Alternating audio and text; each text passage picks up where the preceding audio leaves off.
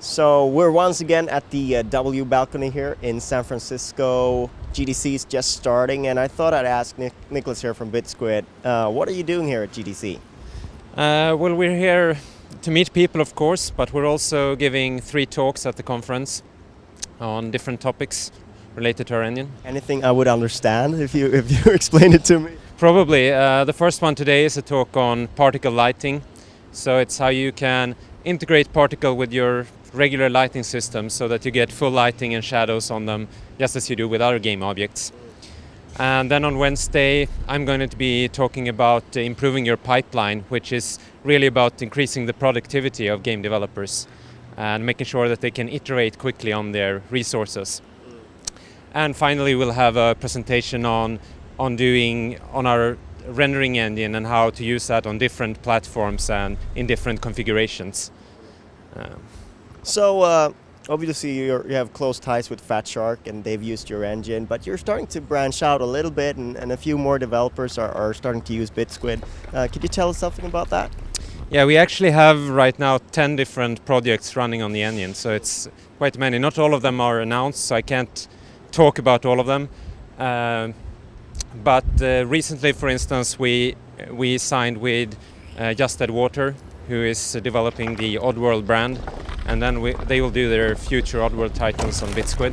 So, what's it like? You know, you're just I guess you're just 2 guys, Bitsquid, or are you more these days? We're actually 4 right now in the development team, and then we have our CEO and our economics guy, so 4 to 6, you could say. Yeah.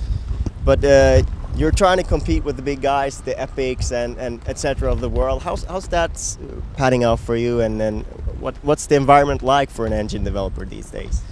It's going really well. Of course, the established engine they have a lot of customers and a lot of PR in that way. But I think there are interesting things that we can offer that they can't. For example, our engine. We're really focusing on having a really lightweight and flexible engine, and our developers always work with full source code, which means they have much more access to the raw code of the engine, and they can configure it in different ways and adapt it much more to their needs. I think if you look at the projects that are coming out right now on the Bitsquid engine, it's interesting to see that there are some very different projects. We have Hamilton, which was released a year ago or so, which was a puzzle game.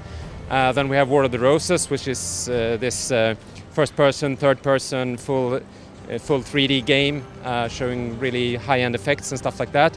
Then we have Crater, a top-down RPG, and we have this Showdown announced today, which is also a 2D game. So it's a big variety, and that shows that our engine, it's not just a repurposed shooter, sort of, that you can just make your own version of your regular FPS game, and you can really make really different kinds of games in it.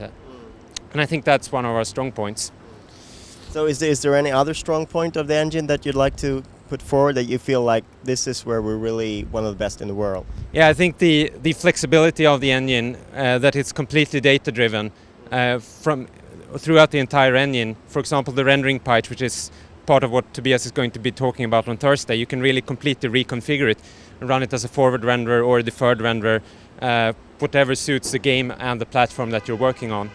And the other thing is, I think that we really focus on these fast iteration times, which is what I'll be talking about, which really helps when you have these small development studios working on tight schedules, maybe on digital download titles where you want to release often new features and stuff like that. I think that's another area where we really shine. So I guess an engine guy interview wouldn't be complete without asking about next gen. What do you think next gen will bring, and what would you like to see in next gen hardware? Oh, that's really interesting question. I'm not sure actually what they go. I think it's kind of we're kind of in a bit uncertain stage right now. What will consoles be like in the next generation? I certainly think that digital downloads is going to be the future. Now, I don't think the console manufacturers can ignore that. They've been focusing quite a lot on disc titles for this generation. But I think they will move to a more digital download system in the future. And that, of course, is a good thing when you have a flexible engine, right? Yeah, exactly. It suits us perfectly. All right. So I hope you enjoyed GDC and that your talk goes well. Thank you very much for your time. Thank you.